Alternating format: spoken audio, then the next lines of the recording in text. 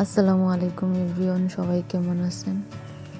আশা করি ভালো আছেন। আলহামদুলিল্লাহ, আমরা অনেক ভালো আছি। আজ আমি আবারও চলে আসলাম নতুন একটা রেসিপি নিয়ে। আজ তৈরি করে দেখাবো 3 রকমের মেরা পিঠা। তাহলে চলুন মূল রেসিপিতে।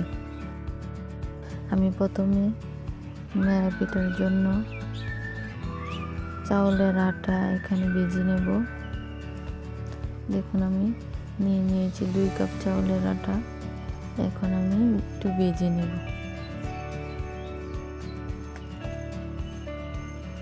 এখন আমি এক সাইডে একটা বাটিতে নিয়েছি গরম পানি। এখন একটু লবণ দিয়ে মিশিয়ে এই পানিটা অল্প অল্প দেব আর একটা ডো বানিয়ে নেব।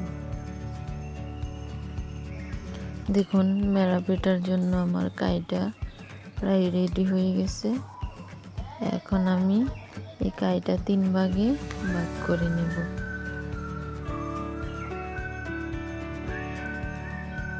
দেখুন, আমি এখানে 1 ভাগ নিয়েছি। এখন হাত দিয়ে মধ্যে একটা ডো বানিয়ে নেব।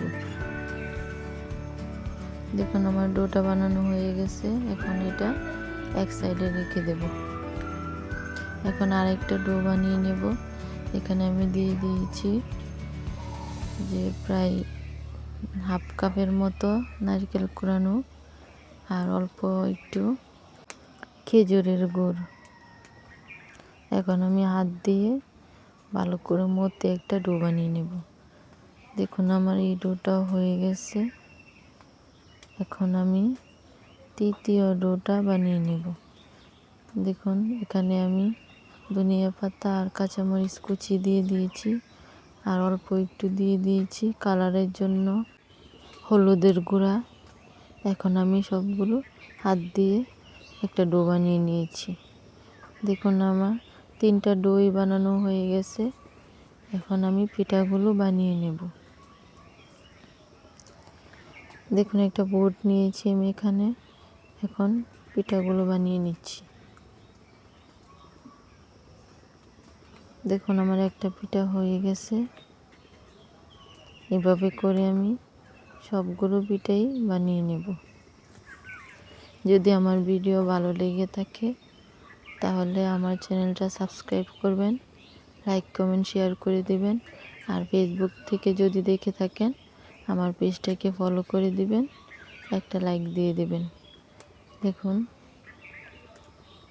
আমি আরেকটা পিঠাও বানিয়ে নিয়েছি। এখন তৃতীয় পিঠাটাও বানিয়ে নেব। আমি 3টা পিঠা বানিয়ে আপনাদের সাথে শেয়ার করেছি। এখন আমি সবগুলো পিঠাই বানিয়ে নিয়েছি। দেখুন, 3টা ঠুলি পিঠা বানিয়েছি। ছোটোবেলায় এই ঠুলি পিঠার জন্য আমরা অনেক বায়না করতাম মার কাছে। দেখুন, এখন আমি স্ট্যান্ডারে সবগুলো দিয়ে ভাপিয়ে নেব।